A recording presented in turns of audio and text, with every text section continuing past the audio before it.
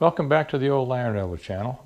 I'm Bob, and today's video is going to be a catch-up of a bunch of miscellaneous things I've done in the shop, most of which I have no video for. They weren't really all that interesting as a project on their own. There's a little bit here, but back in the 1st of December, somewhere was my last video, so it's been a couple of months. We had some medical issues in the family. We took care of that. Everything's fine. We got, through Christmas and a bunch of what I would call household projects. And I'll show you, it'll be I think one or two of those that show up in the video. So anyway, we'll be back onto our normal stream of making videos here right now. And this is the first one of 2018. So without further ado, here we go. Well, they say a constant reorganization is an excellent tool to give the illusion of progress, and maybe that's what we do here. I've rearranged my welding area a little bit. This is my welding table. It's not very big, but it kind of serves my purposes. I used to sit over here where the welders are now, and it was just too confined back in there to work. So I kind of reshuffled everything, and while I had the welding bench out, I decided it needed some wheels so I could put it wherever I wanted it. So now it's portable, and I thought, well, if I'm going to have it out in the open, I might want to protect things around it from sparks. So I built this little shield behind it to kind of contain the sparks. And in the process of doing that, I thought, well, there may be times, since it's such a small table, that I don't want these side shields in the way. So I came up with a hinging process and a way to bring them around to the other way. And there's a kind of a spring-loaded effect here. And they snap into the back. Now we got it that way. So, not much of a project really. It's a little 1/2-inch square tube frame with some sheet metal screwed to it. But you might be kind of interested in the mechanism I made to enable me to flip the wings out 270 degrees. So here's a view underneath the table, and basically what I have is a cable that's connected here about 8 inches out from the hinge. Kind of wraps around this bolt there. It's just sitting there as a guide over a little pulley that's attached to the bottom of the little shield here that swings out about 4 inches in from the hinge, and then it goes over to a spring and around to a mechanism like it on the other side. So the tension on the cable, which is not a lot, but it holds this in place pretty well. When I get ready to swing it around, we just stretch that spring out, bring it back around, and it pulls it into place over here. Simple but effective, I guess. A couple of other small additions. I got a little Vise grip rack from Fabrication, I think it is. I'll put a link in the description. And I got 3 things from Winter. There was the Vise grip rack, and there was a rack up here to hold all my grinding wheels. A little MIG-TIG torch stand. And basically it comes in this piece like this, and I found a magnet at an estate sale company that cleans out estate sales after the estate sale's over. And it's a little magnet. Looks like it was probably made for something in a machine shop. Get you a close-up of it. Got it for 50 cents. Sticks to the table nicely, and it sticks to this even more nicely. So this piece stays on a lot better than it does to the table, so I just pick it up and move it around.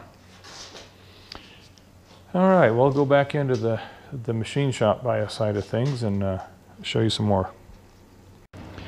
Another thing I've added to the shop is the roll of craft paper up there. I got that at a yard sale or estate sale for $8. And I don't know, there's a mile of paper on it. We had it being used, we'd tear off pieces and wad them up to make packing materials, and we're not shipping that kind of stuff anymore. So now it's for laying down when I'm painting. I can kind of cover up the table or the bench or whatever I'm working on. I don't get too much paint on it. And then the little rack below it is all my shop vac accessories. And last year at the Vise Summer Bash 2017, I visited with a lot of people. First time I've been to it, and it was really pretty interesting. And everybody likes to collect stickers, so I thought I'd start too. Well, I managed to misplace the stickers, and I eventually found them in my bolt rack somewhere.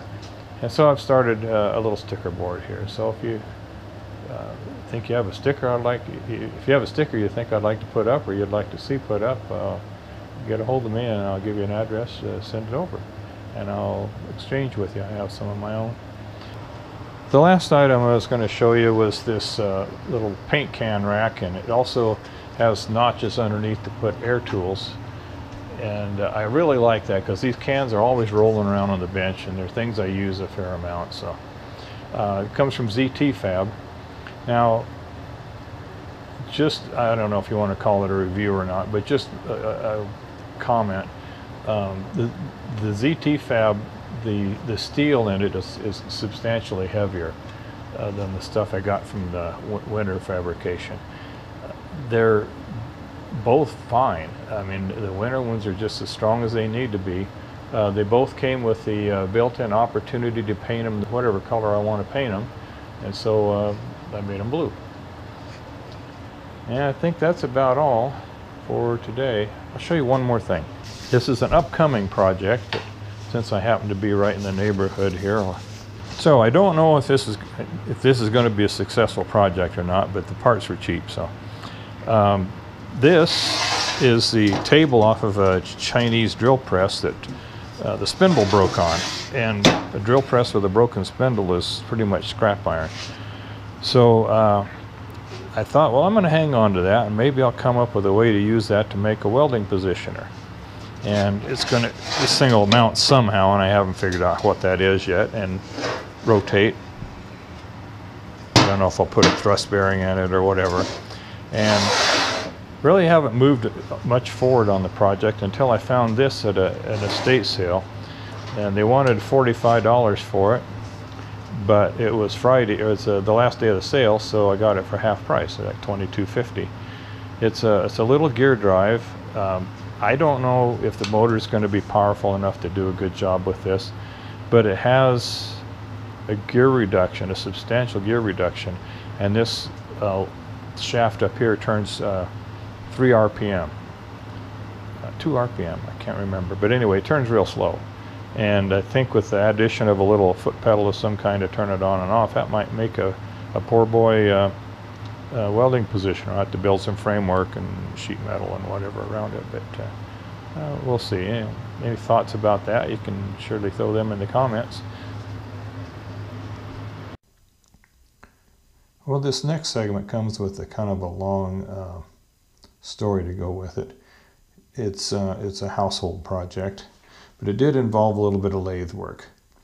So this is a soaking tub, and when we got it, it had a recirculating heat system in it, so the water doesn't get cold. And if you see the little discs down there on the side of it, the lower one is the suction side, and the upper one used to look just like the lower one. It's a plastic disc with a couple hundred holes in it. And inside the back enclosure for the tub, there was a pump and an inline heater. And the pump was the same size pump that's used for one with a whole bunch of jets and all that thing of a regular spa tub. Well, the thing makes a heck of a racket and vibrates and does way more than it needs to do just to circulate a little bit of water. Well, luckily it started tripping its breaker out, and I thought, well, this is a good time to get rid of it. And so I bought a little Taco pump. It's a 1/40th horsepower. kind you use for doing a recirculating hot water system where the water heater is a long distance away from the point of use. So you have a pair of pipes to and from with hot water circulating in it, and it's you tap off for your faucets and things on the other end. Anyway, so I thought that would be a good addition. Put this quiet little Taco pump in there and have a nice peaceful recirculating system. So here's a close-up of the system, and like you can see the bottom one there is what used to be on the top one too. Is got a lot of holes as a plastic thing. And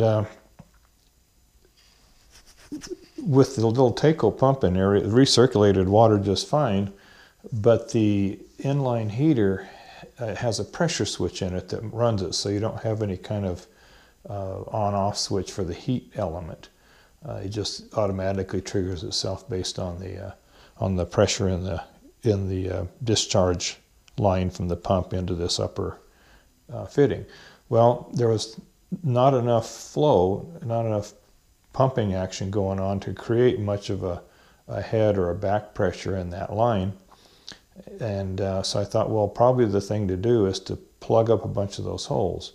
Well, I didn't want to plug up the original, and in case I ever wanted to go back to it for some reason.